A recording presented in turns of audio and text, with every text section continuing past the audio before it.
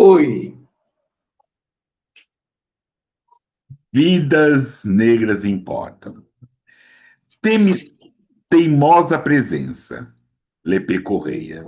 Eu continuo acreditando na luta. Não abro mão do meu falar onde quero. Não me calo ao insulto de ninguém.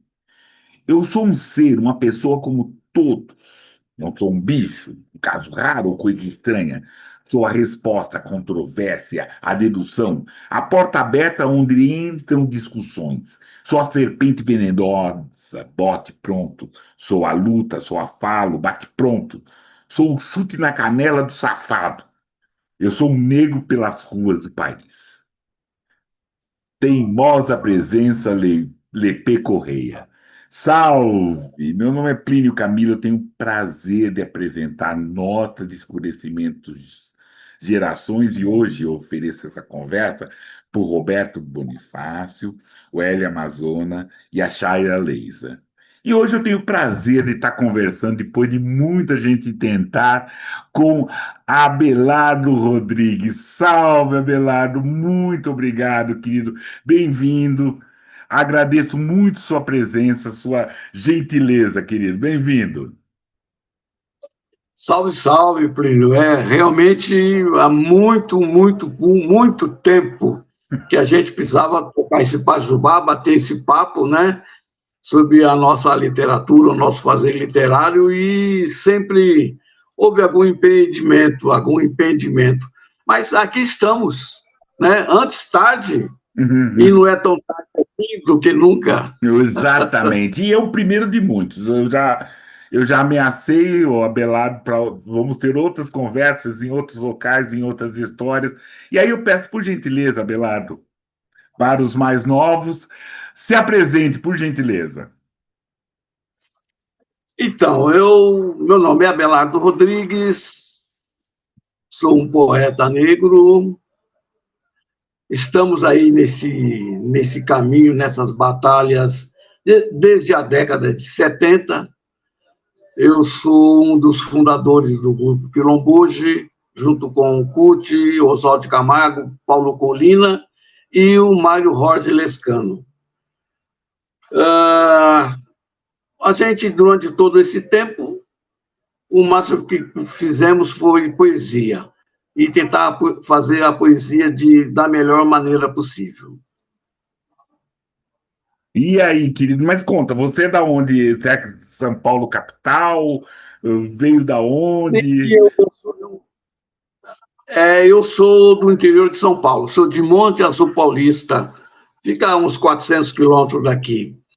Ah, Mas o meu lado materno é todo baiano, né?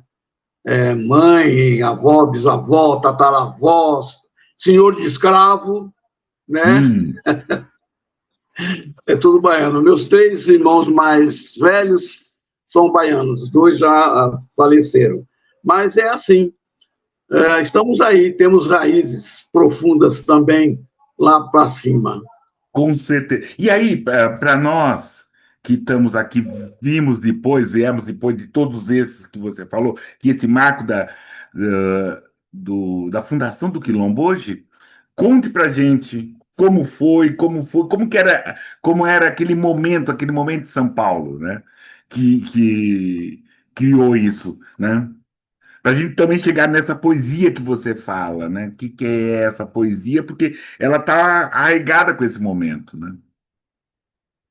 Sem dúvida, ela tem uma dupla função política, ela tem uma perspectiva histórica da nossa situação e também da situação política do país, principalmente naquela época, 1970 para 80, o final da ditadura, aquela abertura lenta e gradual, muitos movimentos literários brancos e negros, né? Aqui em São Paulo mesmo, muitos grupos literários, a chamada poesia marginal, né? Então, nós nos reuníamos, Oswaldo, Cuti, Mário Jorge, Paulo Colina, nós nos reuníamos geralmente lá no bairro Mutamba, que fica ali, ficava na Major Quedinho, ali logo no começo, onde era o Estadão, depois foi o Diário Popular, do lado tinha a Gazeta Mercantil, tem toda uma história. E o Oswaldo de Camargo trabalhava ali, depois ele mudou para outro endereço, mas ele trabalhava ali. Então era mais fácil a gente se reunir quando era possível. E a gente discutia, conversava sobre a poesia, geralmente mostrávamos um texto para alguém e conversávamos. E a cidade de São Paulo ela estava numa efervescência literária. Como eu falei antes, diversos grupos literários, né, da chamada poesia marginal, e a gente também estava dentro dessa coisa marginal, aliás, continuamos ainda, né, nessa marginalidade, né, que hoje nós chamamos de uma literatura periférica, né, por mais voos que ela tenha tido e está tendo, ainda continua à margem, né? É um processo histórico, não é? Porque nós mesmos fisicamente continuamos ainda o outro, sendo o outro, né? Então, num determinado dia, noite, na verdade, 28 de fevereiro, estávamos lá, nós, o Paulo Colina, o Cuti, o Oswaldo, eu e o Mário Jorge Lescano, que o Mário Jorge Lescano era um argentino, mas que eles já moravam muito tempo aqui em São Paulo, e ele escrevia em português muito bem, hein? Era um bom escritor, e era casado, tinha uma família negra, né? Era casado com uma mulher negra, tinha 2 filhos, tal, um filho e uma filha. Então, tinha toda uma proximidade. Lá em Buenos Aires, ele era chamado, digamos, de cabecita negra, né? Porque tinha os cabelos pretos, então era um povo que vivia também nas margens lá de Buenos Aires e ainda tem esse nome bem pejorativo, no caso argentino. Aí, diante das nossas necessidades de vamos fazer um manifesto, vamos questionar o status quo literário nacional, né? Nós, como escritores negros, como poetas negros, o que temos que fazer? Bom, tem os grupos, vamos montar um grupo, já éramos, de certa forma, um grupo, né? E ali foi colocado diversos nomes, né? E o CUT conseguiu, em diversos nomes, Quilombo hoje, tinha outros nomes, o CUT agregou as 2 palavras e saiu realmente Quilomboche. Então, eu digo que sempre foi. Era 28 de fevereiro, o ano era bissexto, né? Então, eu digo que quando batemos o martelo, né, de Xangô, já era dia 29, mas tudo bem, eu acredito nisso, mas que seja 28, né, o Quilomboje assumindo depois os Cadernos Negros, tem hoje toda uma história aí que nós sabemos, uma história de grandes vitórias, né? E é isso. Claro que isso era regado a uma cerveja, não é? E etc e tal, e sonhos.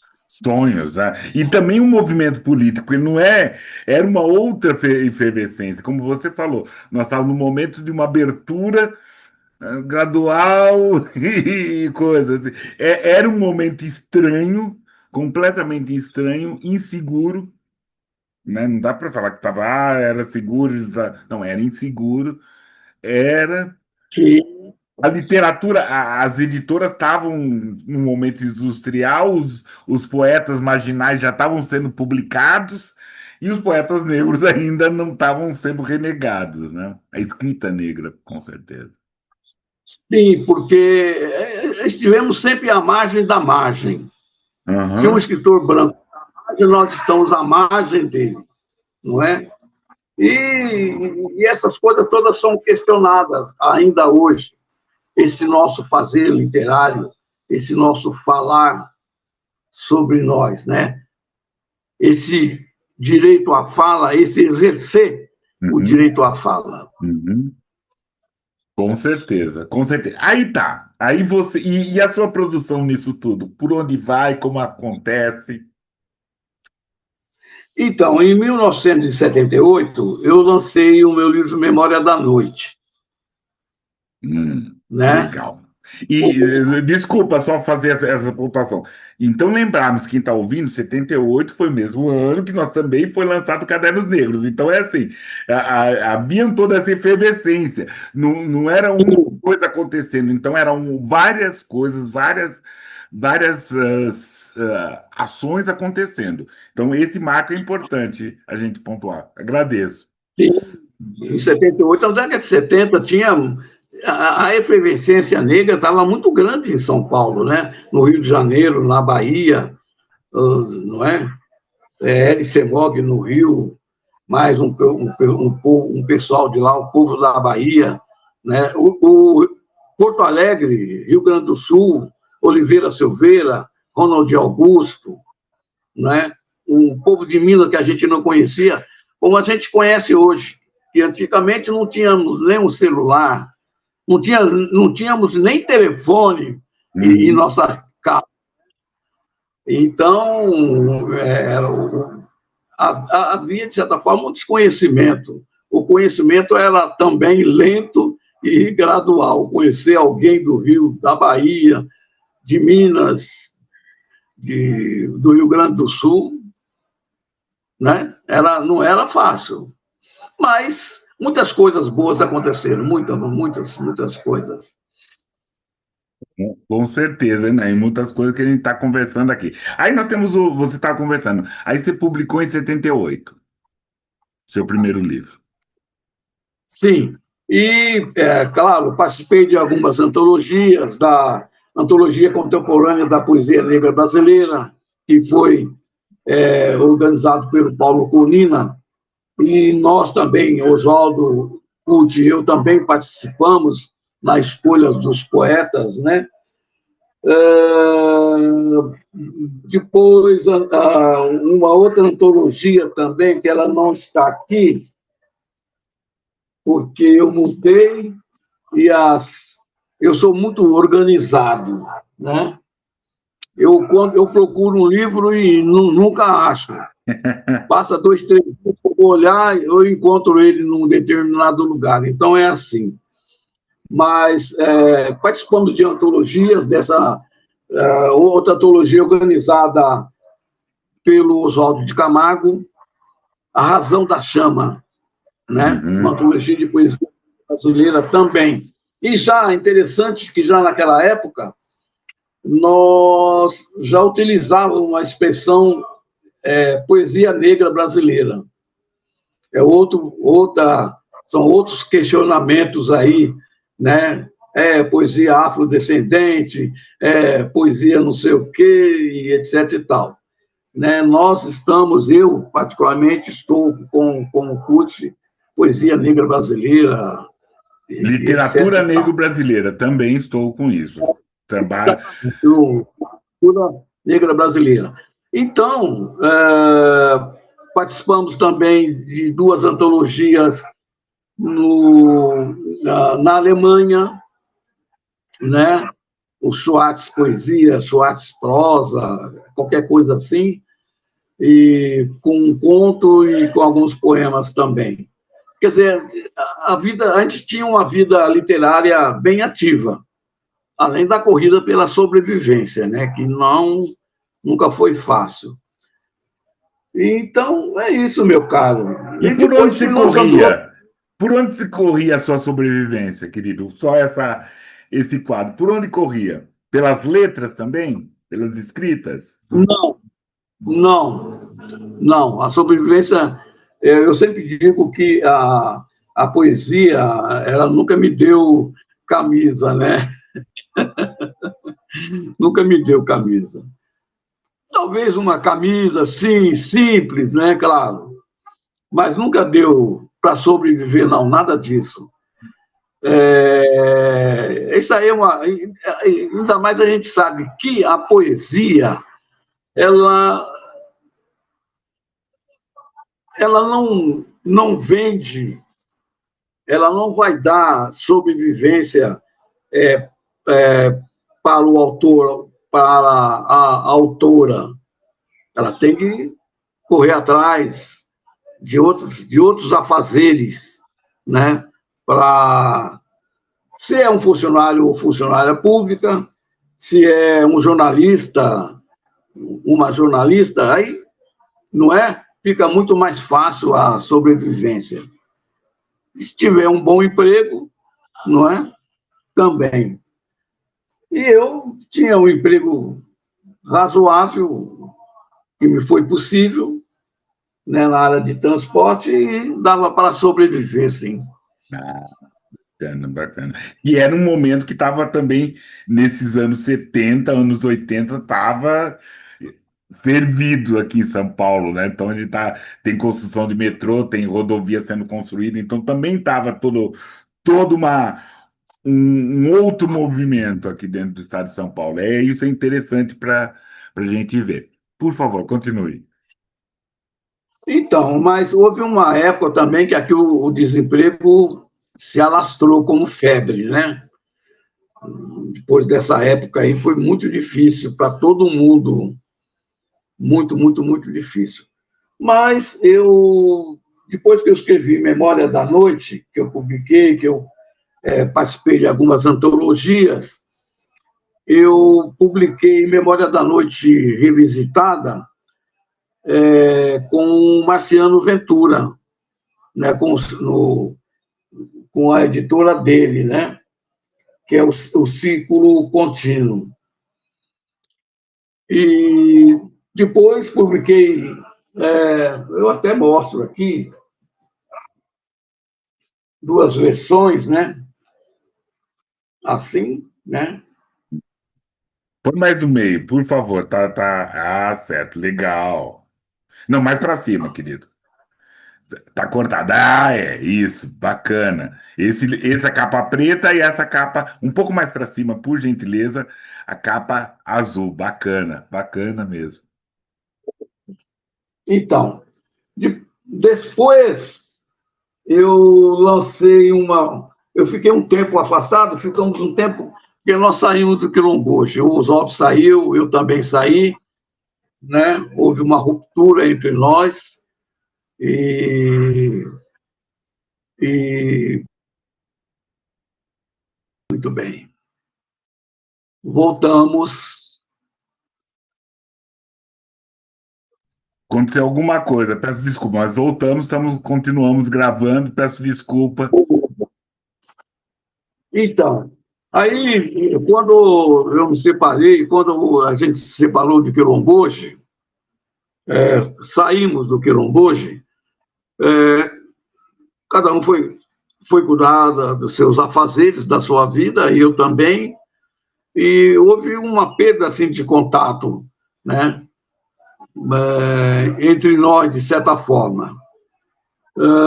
Então, eu publiquei o Atlanticador, que saiu pela Córrego. O Atlanticador foi uma reunião de poemas de 1979 até 2014. Legal. Levanta um Né? pouquinho, por favor. Isso. Legal. Atlanticador. Editora Córrego. Bacana, bacana. Eu publiquei um livro chamado Papel de Seda, né? Que é um poema só, na verdade. Né? É um poema só. E pela ciclo contínuo. E caminhando um pouco mais, aquele samba enredo, né?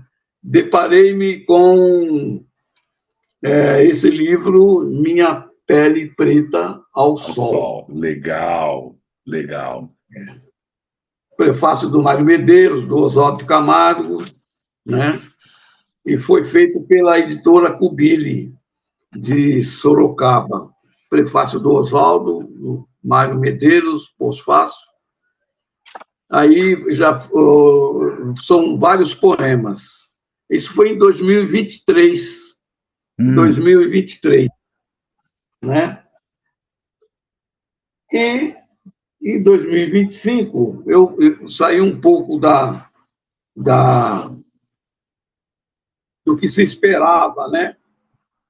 E eu publiquei esse livro pela Córrego, que se chama Bucolicais, quase tancas, quase raicais. Beleza. Esse está quente. Legal. Conta desse aí.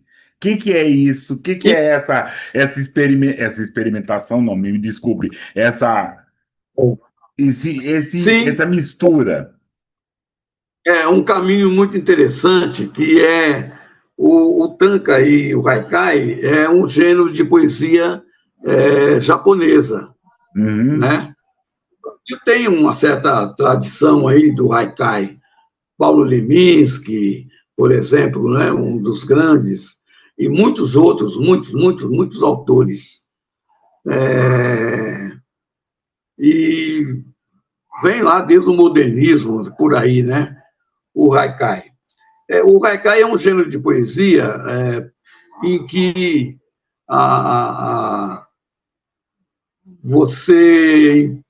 são 3 versos, um de 5, um de 7, e um outro de 5, são 17 sons, né? Que fala mais sobre a natureza da natureza, não a natureza humana, né?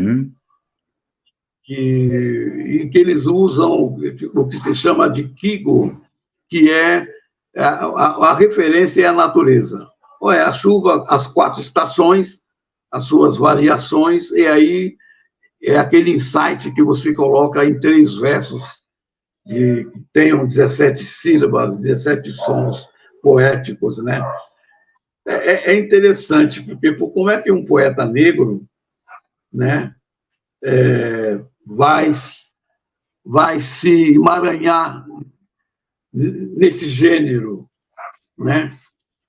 E aí entra o Paulo Colina, o nosso amigo poeta falecido, Paulo Colina, e eu falo aqui no livro uma pequena história em que eu narro como eu entrei nesse mundo da poesia do haikai, do tanka, né? Eu fiz um prefácio, uma apresentação sobre o tanka que era necessário. A primeira edição que foi feita pelo Matsuo Yamaki, né? Infelizmente não está aqui. É uma pena. E então o Colina ele tem ele tinha uma tradição, ele sabia muito bem inglês, mas também ele traduzia junto com Matsuo Yamaki do japonês para o português, né? Então você vê que era digamos, 2 militantes negros e de repente que estavam envolvidos com uma coisa bem diferente, né? Então, eu tenho o haikai, não sei se eu posso ler. Por né? favor, por favor. E tenho uns poemas, como são poemas curtos, que alguns são como se fossem tankas e outros como haikais, né?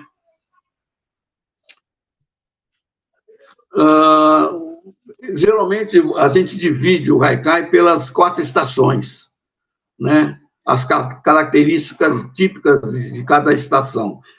São Paulo pega talvez 3, 4 no mesmo dia, né? Ou no Então, mesmo aí, período, vamos lá. Só de manhã você tem 3 ou 4.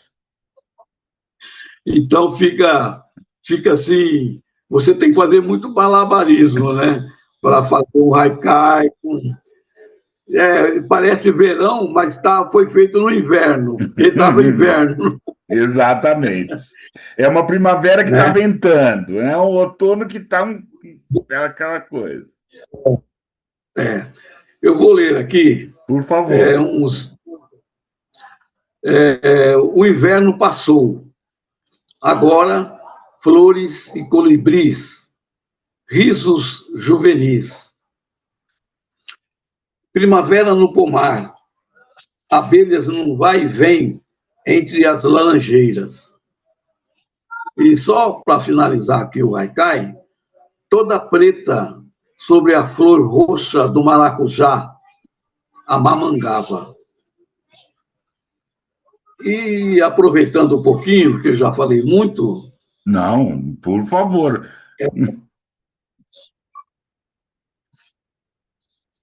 eu quero ler uns poemas curtos aqui. Por favor. Eu vou ler um tanca, quase tanca.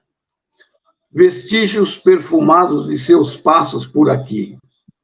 Um bilhete de trabalho, rascunhos de nomes que a faxineira solidária guardou para mim. Porque a tua partida se havia em lágrimas inúteis, que esta noite de amores se faça longa, anseio. O tanca já é diferente do haikai. O tanca é mais emotivo. Ele vai no profundo da sua alma. Ele habita as angústias, as dores, a solidão, a solitude das pessoas.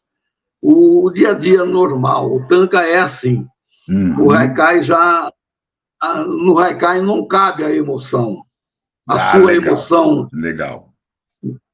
a sua emoção, a sua dor, a sua angústia não cabe no haikai. O haikai é aquele instante, aquele insight, aquele instante, aquele relampejo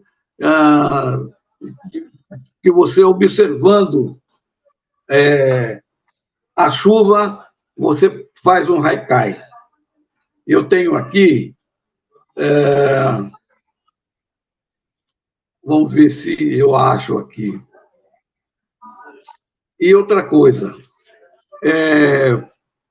eu não fujo da realidade de poeta negro que eu sou, né? Então eu vou ler para você dois poemas aqui. Lentamente a rua se veste de um novo som e de poetas. Não, não estamos mais só. Vejo mares de angústias aportarem em novos cantos. O A19. Nas paredes do meu ser, navio negreiro perambulando, sem porto, sem parto, sem maresia, sem quebra-mar, sem perdão, sem ponto final. Então, a nossa situação, e eu vou finalizar lendo aqui um poema, né? O B52. Noite fria de angústia.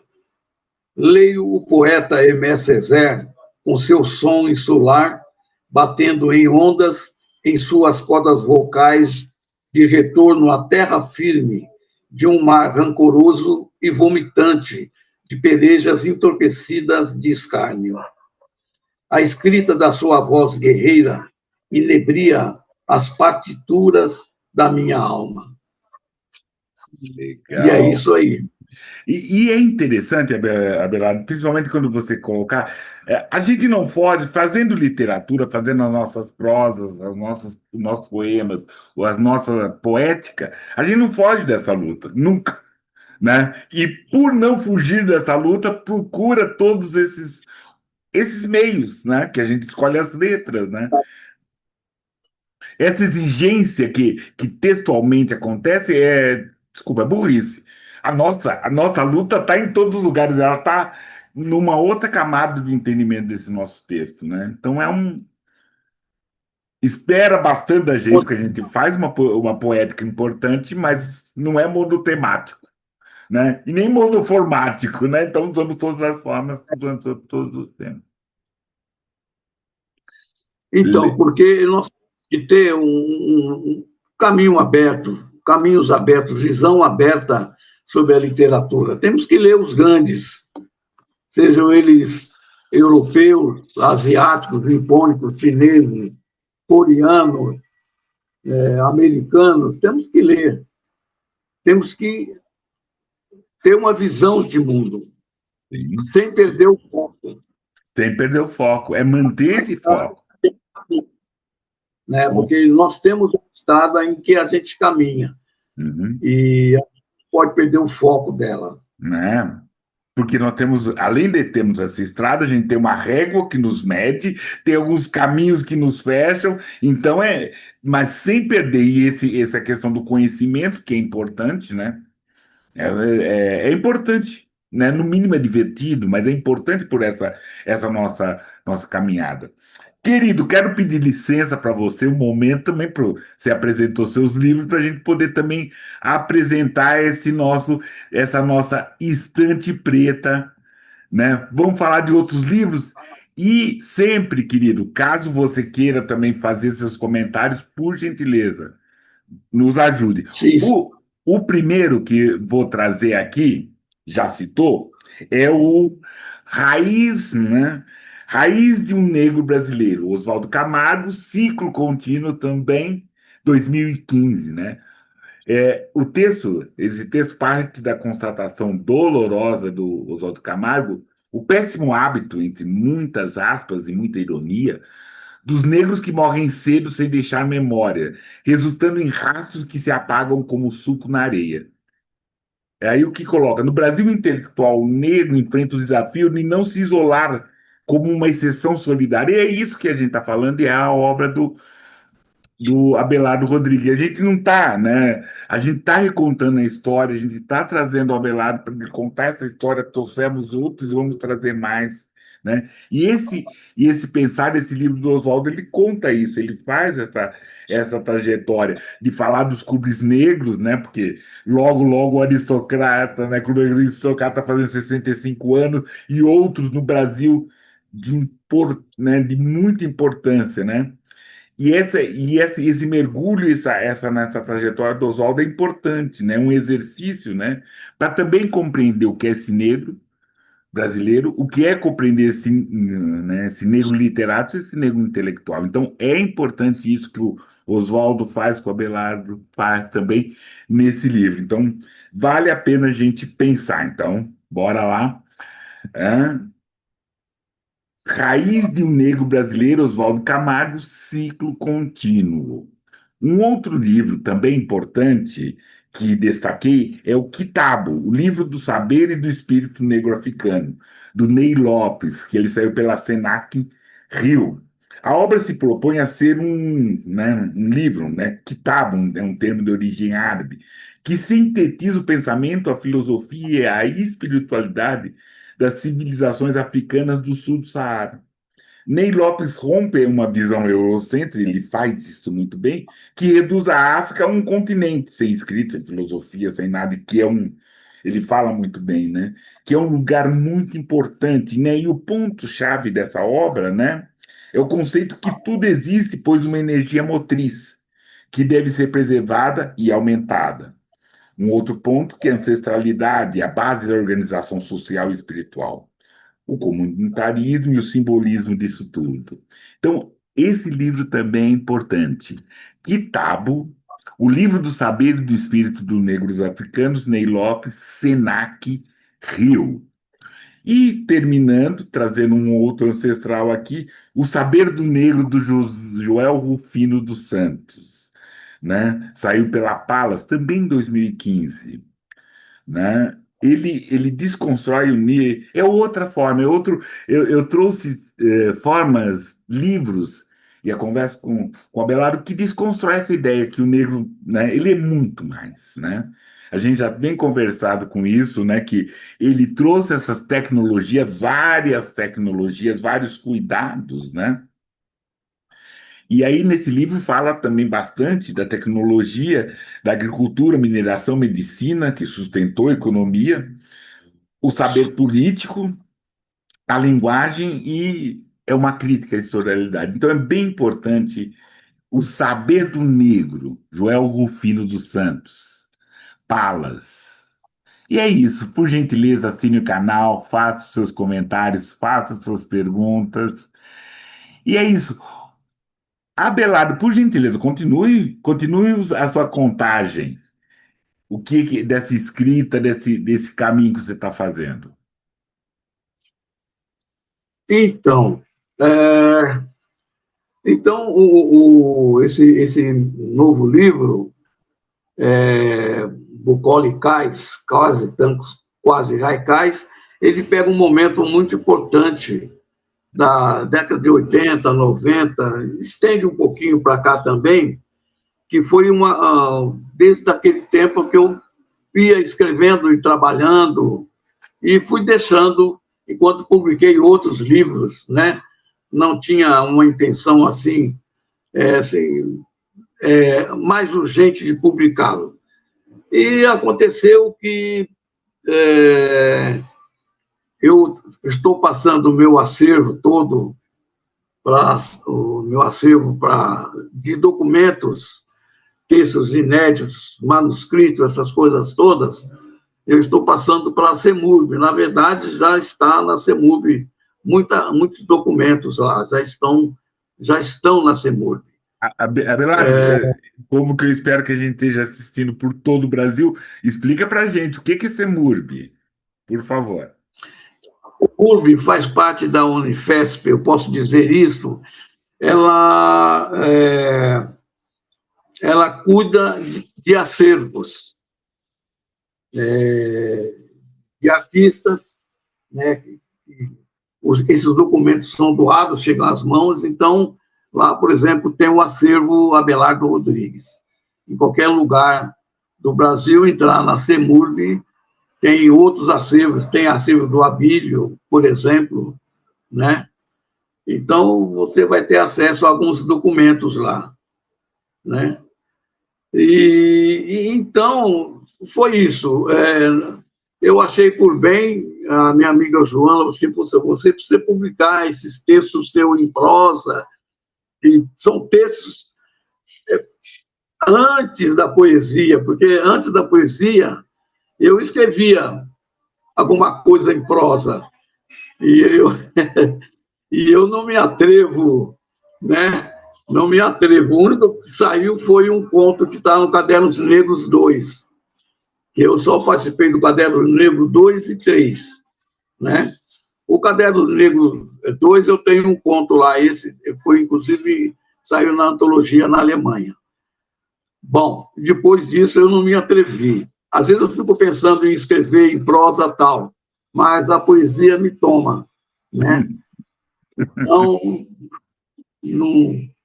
não tem, assim, por enquanto, né, muito jeito para mergulhar novamente na prosa.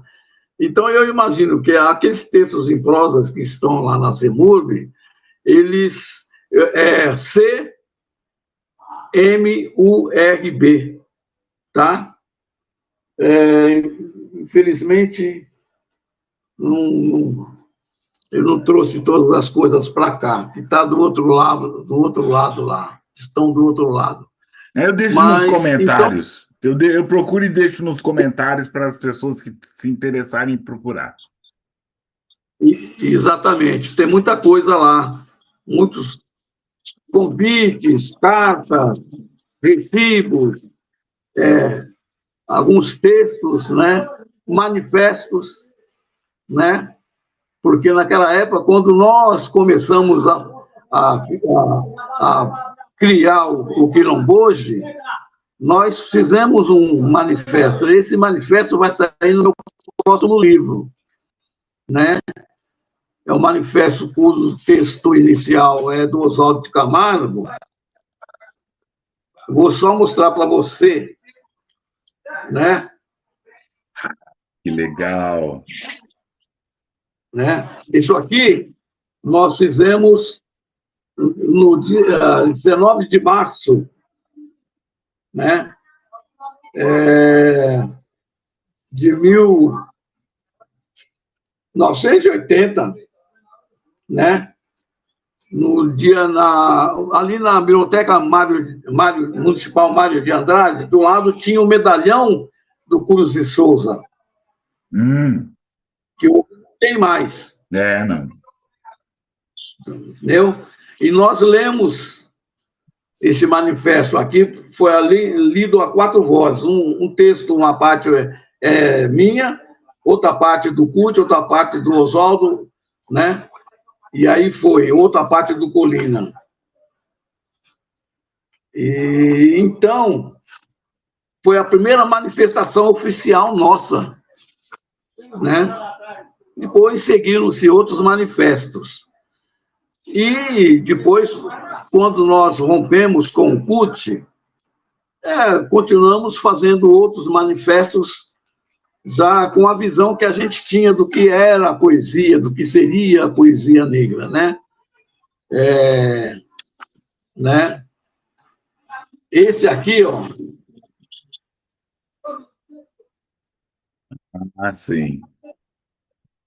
Esse manifesto, só vou ler aqui o introito aqui. Abelardo Rodrigues, Oswaldo de Camargo, Paulo Colina, escritores negros brasileiros, no relembrar da formalização do grupo Quilomboche, que se deu na noite de 28 de fevereiro de 1980, no bar e restaurante Mutamba, São Paulo Centro.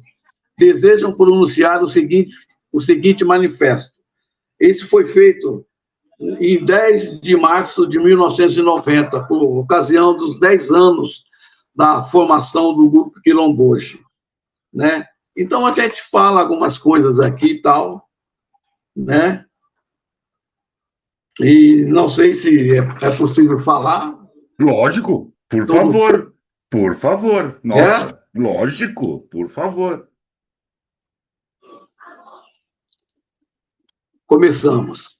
A história não se deixa amarrar pelos sonhos dos homens. Os sonhos colorem a história para torná-la mais suportável nos momentos em que a alma de um homem e o casco do planeta poderiam explodir. Esse texto, entre aspas. Palavras de poetas dirão, e nisto acertam.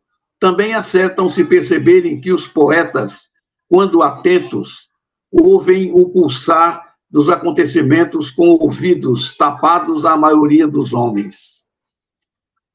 Nós escolhemos, no Brasil, na partilha daquilo que nos cabe, a porção mais fácil de ser queimada. Nós escolhemos a palavra como caminho e arma para um direitamento de nossa vivência de homens negros. E fomos mais longe. Daí a nossa ousadia. Nós queremos palavras marcadas. E sobrepairando isso, sobretudo palavras que durante séculos foram abominadas neste Brasil necessitado de conviver com elas. Entre todas, como signo e grito, a palavra negro. Nós queremos, com nossos textos, poemas, contos, novelas, ensaios, memória. Em suma, o largo campo onde se situa a reflexão gravada com palavras. Nós queremos que nossa literatura negra ajude a transformar, iluminar ou dilapidar, quando necessário, a história deste país. Hoje, com 10 anos do grupo Quilomboche, assistimos a uma particular fase da história literária brasileira, sem sonhos. A experiência de deixar escorrer a palavra negra, livre, solta e de carapinhas, para ver o que acontece. Uma experiência na literatura deste país, onde o negro escritor deu a si mesmo mais demoradamente no tempo, 10 anos, a condição de discutir com ele mesmo e com o país as suas agruras, esperanças e alma lírica.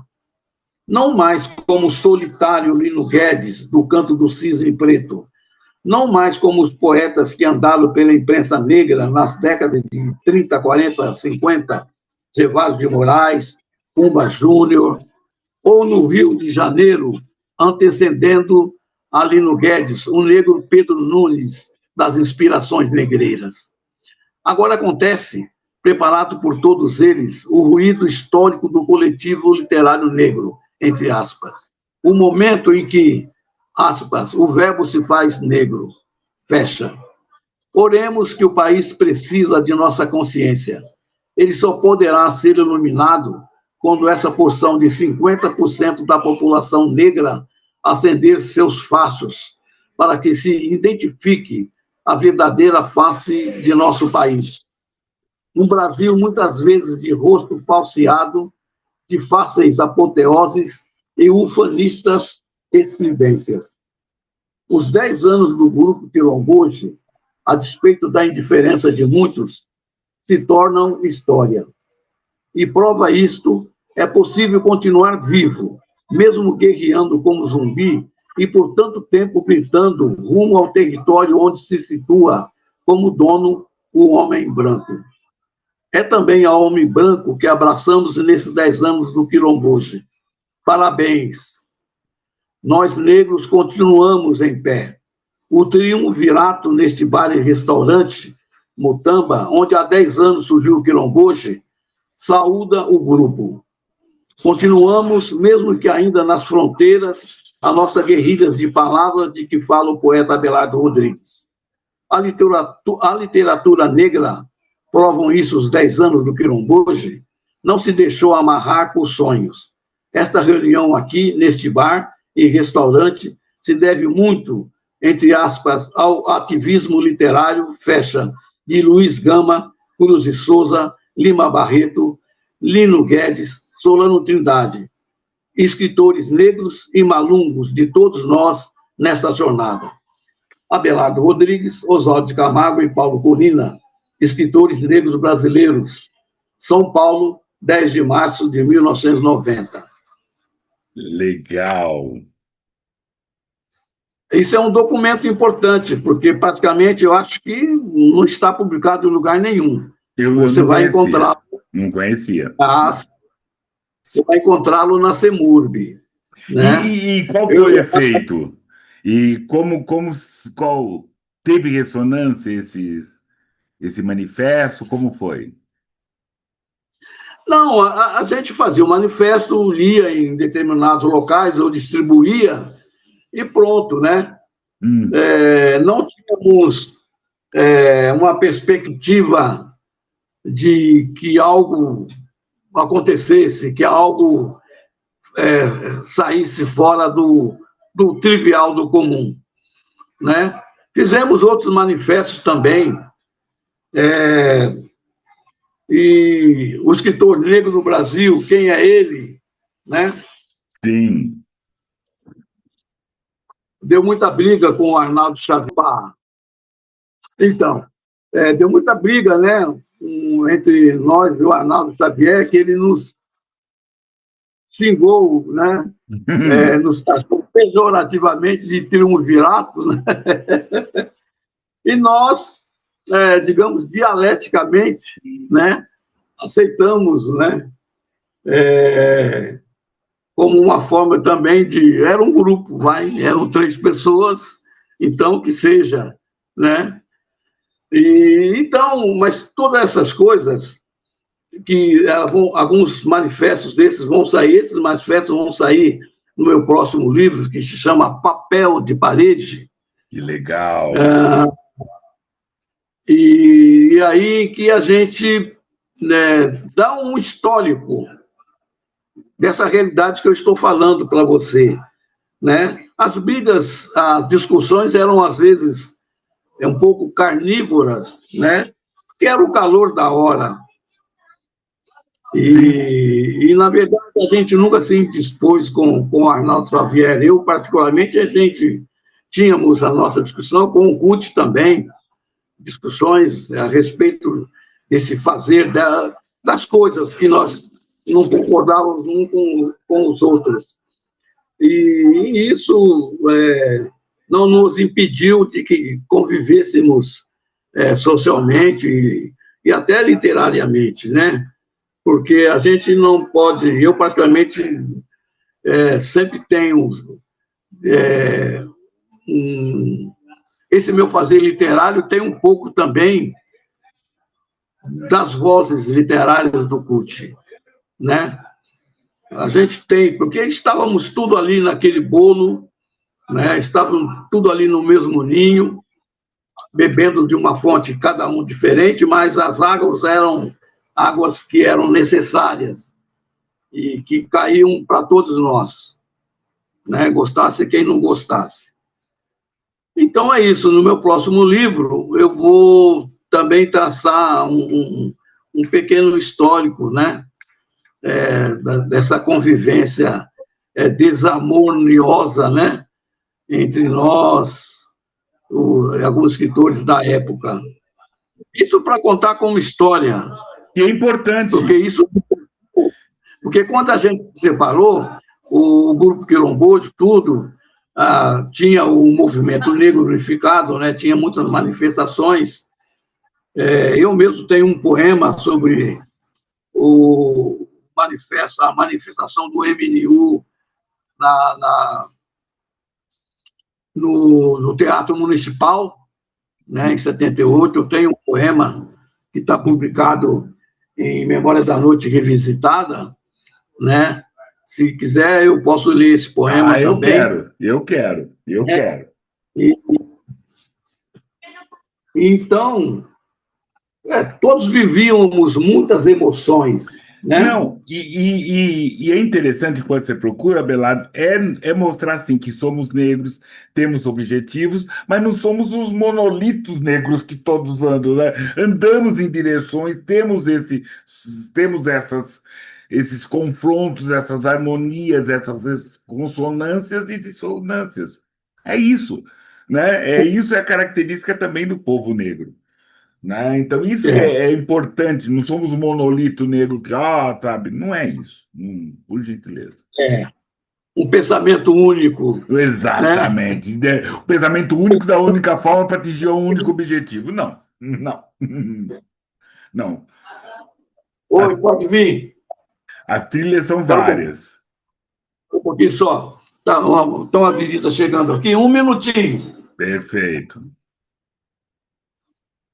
Legal, então aproveitando aqui que nós estamos todos aí, vamos aproveitar essas sugestões que a gente está finalizando, essas sugestões para rever aqui no canal, porque, por exemplo, mostra como que essa nossa reunião é viva. É relembrar, né, para quem nós oferecemos esse programa, oferecemos para o Roberto Bonifácio, para o Hélio Amazonas, a Sheila Leisa, e a sugestão também para a gente voltar a ver uma conversa boa, que também tem muita história, como o Abelardo nos trouxe, com Petrônio Domingues, falando dos livros deles, das histórias deles. Então, por favor, assistam, vejam o canal, é importante. Achou, querido? Achei. Por favor. É do livro Memória da Noite Revisitada, né? Beleza. Que foi por Adriano Ventura. Então, a nossa voz altissonante. Sobre o Manifesto Negro contra o Racismo, em 7/7/1978, nas escadarias do Teatro Municipal de São Paulo, organizado pelo MUCDR, MNU, Movimento Negro Unificado. Floresceram naquelas escadas vozes irrequietas de negritudes, que foram punhos diretos, içados como velas de fogo ao mar de silêncio e medo que nos dominava. Vozes que tremularam liberdades antigas, republicanamente amoitadas em 1888. Discurso dos despossuídos de vozes, juntando-se à nação calada, sob as novas botas de silêncio, galgando do espanto branco que passava o medo e a interrogação. Vozes brasileiras negras, secularmente amordaçadas, reerguendo-se junto ao coro dos calados. A nossa presença negra, presságio dos bons ventos da liberdade, sonho coisificado nas senzalas coloniais do silêncio.